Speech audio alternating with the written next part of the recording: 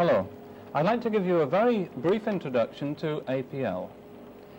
It was in 1957, while teaching at Harvard University, that Kenneth Iverson devised a new notation, which is a simplification and extension of a familiar algebraic and logical notation, and which, with its orientation towards operations on arrays, vectors and matrices, enhances the value of arrays as an important tool of organized thought. The notation is remarkably uniform, of simple syntax, and it provides a rich variety of powerful primitive functions. The notation was first described in Iverson's 1962 book, A Programming Language, hence the initials APL. Now, though it was valuable in its own right as a notation, and still is, the advantages to be gained from its implementation as a conversational computing language were quickly identified. Nowadays, in fact, APL is used for a wide variety of purposes in industry, commerce and education, and in a wide variety of disciplines ranging from economic modeling to circuit analysis, for example. Its use is growing at a very rapid rate, and particularly among users who are far from being professional programmers in the accepted sense of that word. Now, as well as being powerful, APL is very easy to learn, and the best way to get an introduction is to repeat the sort of calculations that I'll be doing in the next 30 minutes. So if you like to look over my shoulder at some calculations, we'll have a brief look at APL. Let's start with something simple. Let's enter the expression 4.5 plus 6.3. If I press the carriage return, I get the answer. Now, this illustrates one property of APL. Anything that I enter is indented. Anything that the computer returns is ranged left. So it's very easy to see whether you've entered something or whether the computer has provided the output. Okay, let's look at some other simple calculations. Let's enter 2 times 0.5 and 8 divided by minus 16 and 5 minus 11. There we have some simple arithmetic operations. We now look at some logical propositions. Let me enter 4 is equal to 5. That is a logical proposition which is untrue. The logical proposition 3 is greater than or equal to 1 is clearly true, and 16 is less than 0.1 is clearly untrue, so I get a 0 returned. We also have some logic functions. For example, 1 and 1 gives the result 1. 1 or 0 gives the result, again, 1.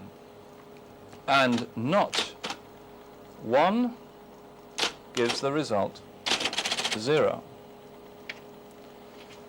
Okay, let's look at a few more arithmetic functions. For example, 3 maximum 6. The function maximum gives me the maximum of the two numbers on the left and the right. 2 to the power 3. E to the power 1. Now, here I should point out that each of these primitive functions in APL, that is, the functions that are wired into the computer, they can usually be used either in a monadic form or in a dyadic form.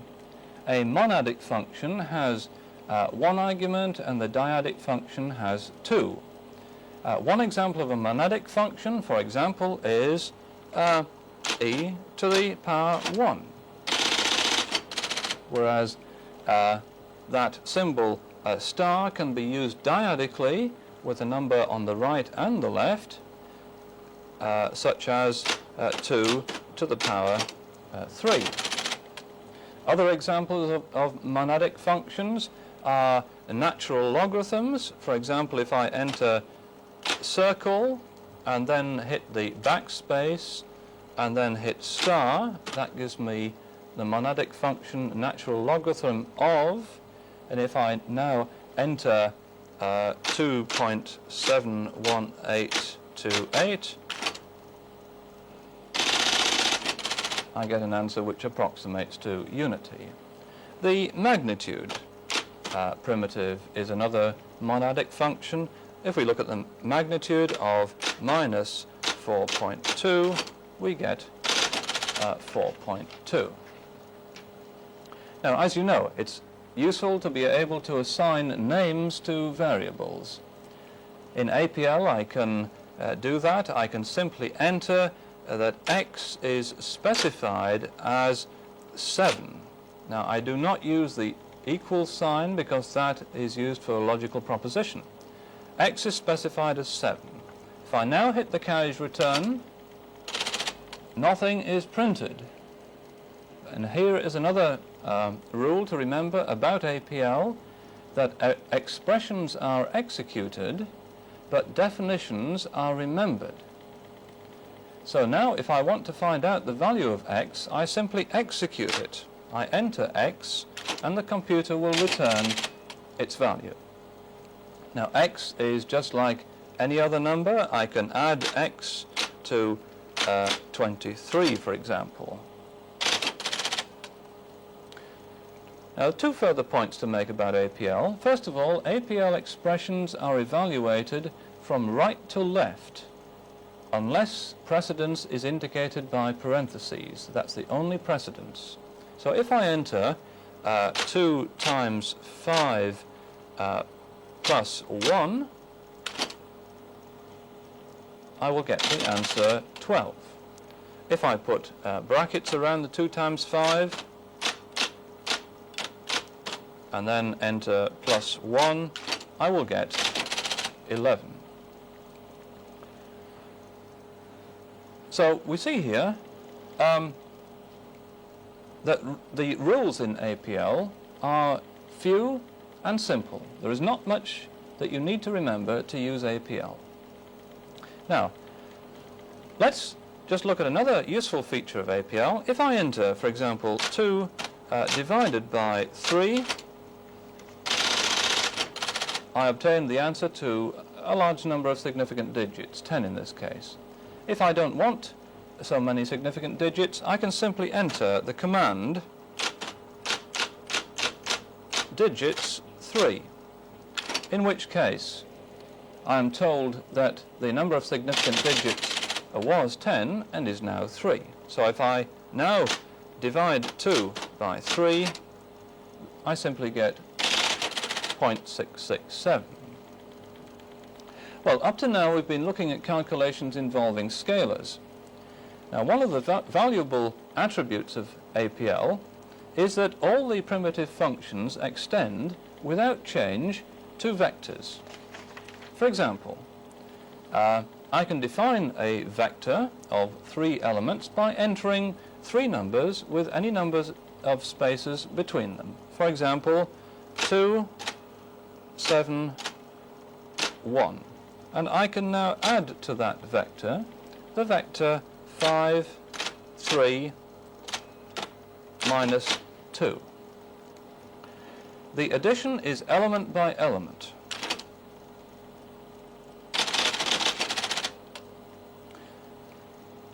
In the same way, multiplication extends to vectors, again element by element. So if I enter 1, 2, 3, multiply 4, 5, 6, I get the element by element product of those 2 vectors.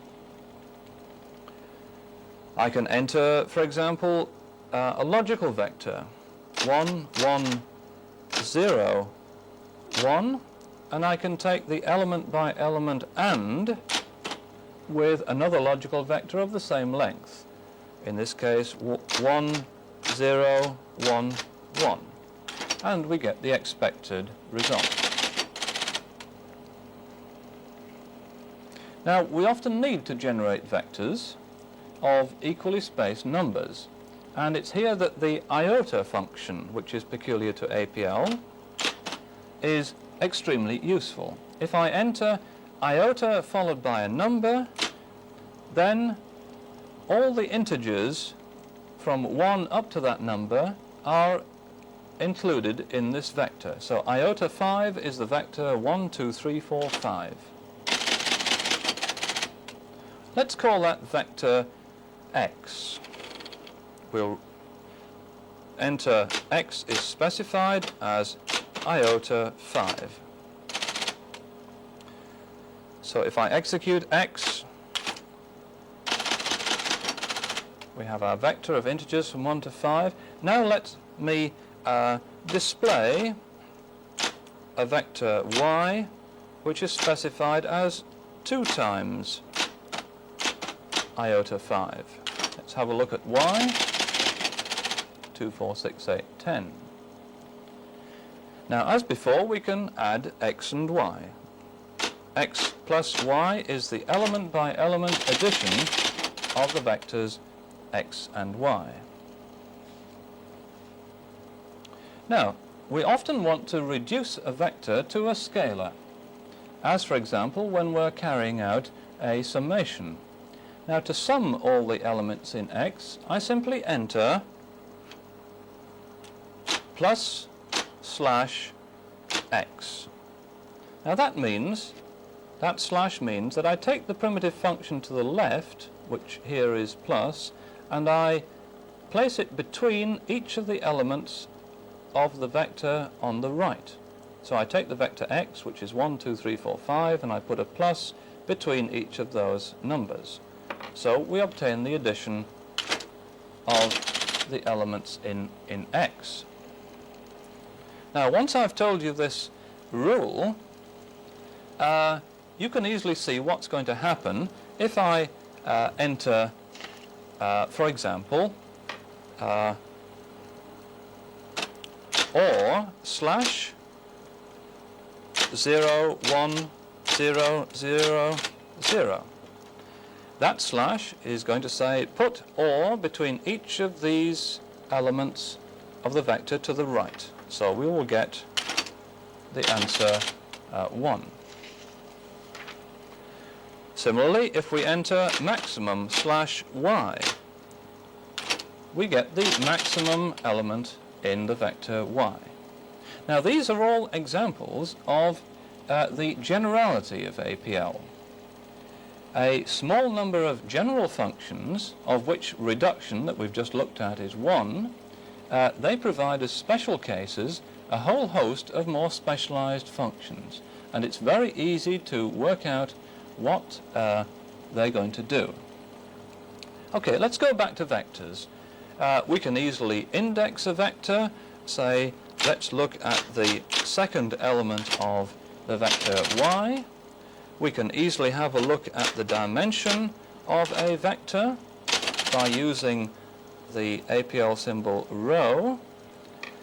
We can select the first 2 elements of y by entering 2 take y.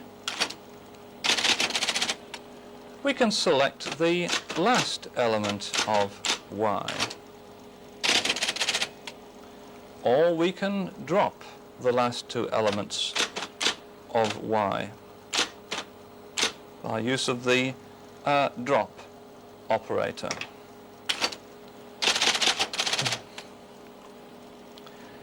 Now, as I mentioned before, APL is an array-oriented notation and language. It applies not only to vectors, but also to matrices or higher dimensional arrays. So let's have a look now at matrices. To define a matrix, I use the dyadic form of rho when I enter the following expression, or rather definition. I'll say that M is specified as a 3-row, 3-column reshape There's the dyadic use of row. 3-row, 3-column reshape of the vector of integers from 1 to 9. There I have defined m. Let's execute m just to see what it looks like. Okay, now we need another vector. So let's say that the display is defined to be n, which is defined to be a 3-row, 3-column reshape of the vector of integers from 1 to 5. Now don't get worried that we haven't got a long enough vector. Let's see what happens. When you run out of vector, you just start all over again. Okay, now we've got two 3x3 matrices, and perhaps not surprisingly, if I enter m plus n, I get the element by element addition of these two matrices.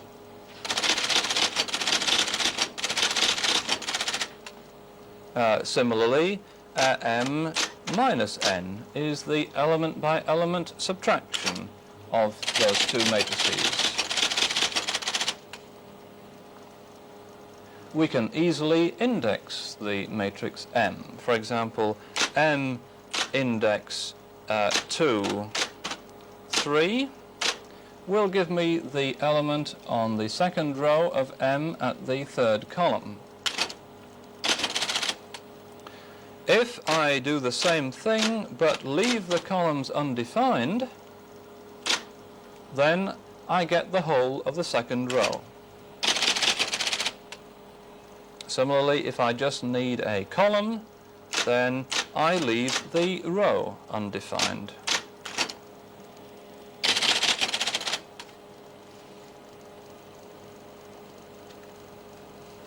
Now again, let's look at the use of row here in its monadic form to find the dimensions of the matrix M. It's a 3-row, 3-column matrix. Now, we often need to carry out matrix multiplication. Now, ordinary matrix multiplication is not achieved by entering m times n. This simply gives one the element by element product of those two matrices. We obtain matrix multiplication by entering m plus dot times n. Why? Well, very simply. If we look at this operator here, plus dot times, this means that I take the element by element product of rows of m with columns of n, and then I take the sum reduction over those products. Okay? The multiplication sign says that I take the element by element product of the rows of m with columns of n to get a vector, and then I take the sum reduction of that vector. Okay.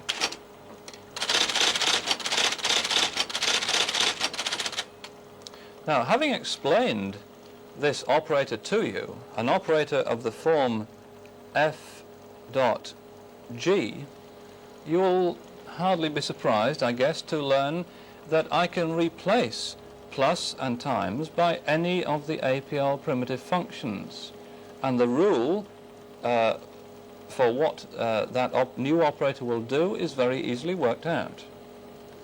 For example, if I enter m maximum dot plus n, that means that I take rows of m and take the element by element addition with columns of n, and then I take the maximum reduction of those vectors.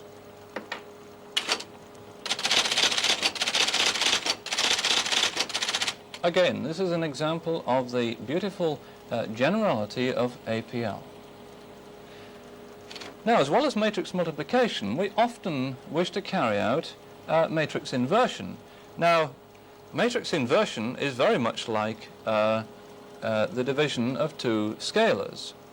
In fact, we achieve matrix inversion by entering the divide symbol, we backspace, and we put a box around it.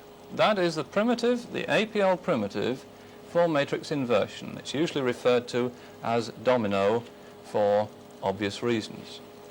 So if I enter domino n, that is the expression for the inverse of the matrix n.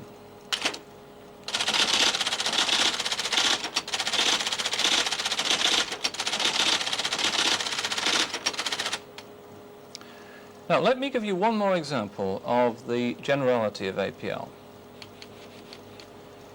Let me enter the vector 1, 2, 3, and then let me repeat that vector 1, 2, 3.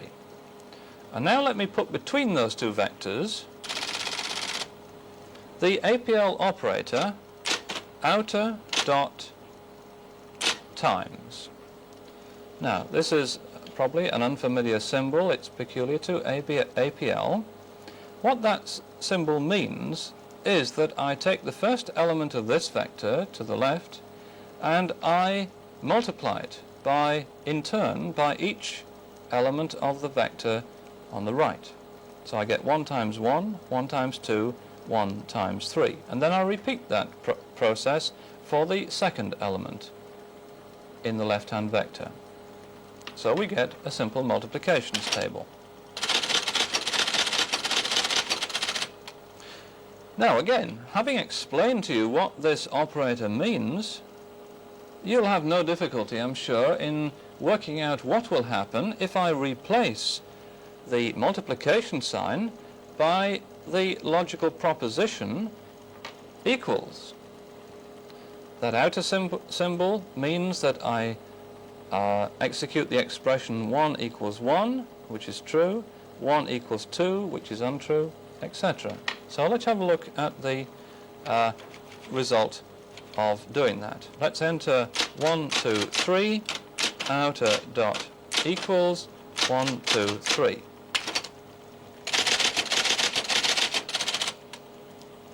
There is a unit matrix, as you expected. Now, so far we've been carrying out simple calculations in APL using the functions that are provided by the APL language, the primitive functions as we've called them. Now suppose we want to do something that is not provided for. Well, we want to define our own functions. So let's have a very brief look at function definition.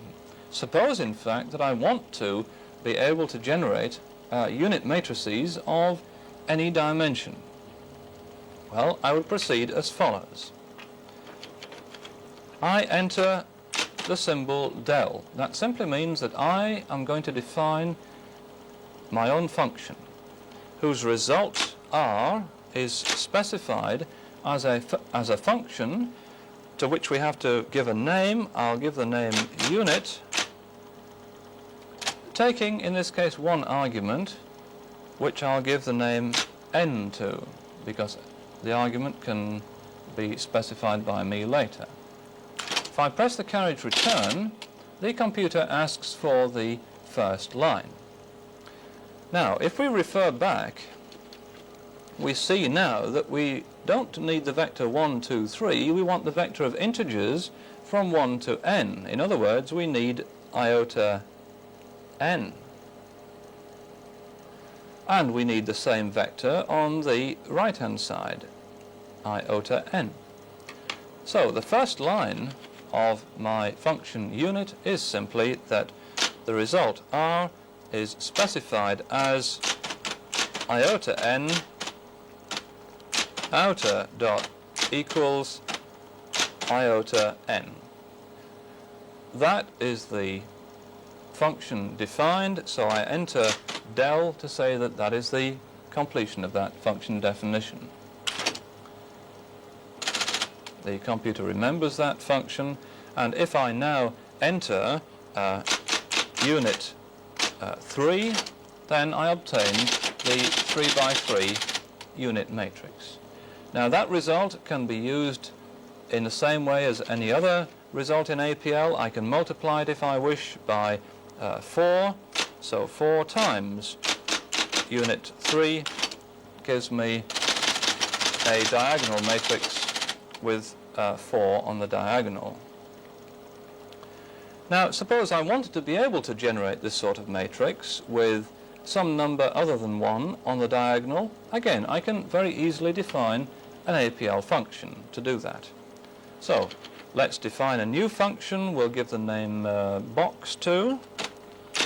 We define a function whose result is specified as. Now, there's going to be 2 arguments. It's going to be a dyadic function, so one must be on the left.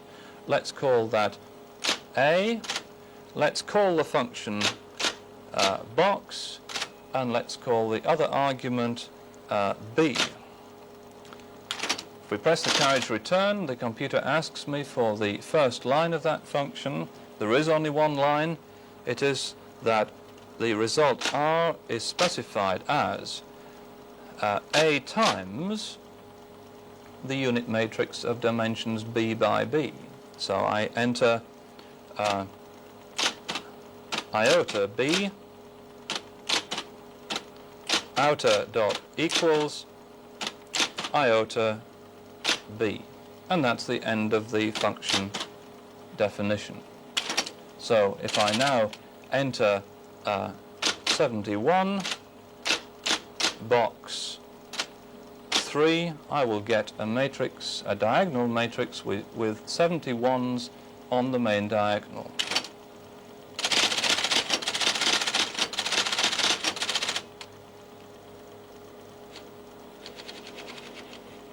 Well, I've shown you something of APL and some examples of its uniformity, its generality, its familiarity. It uses familiar symbols, and its brevity. I hope you can begin to see why APL is efficient in the sense that it enables one to express mathematical ideas readily and very easily in symbols, and in so doing write down the program for the evaluation of that expression.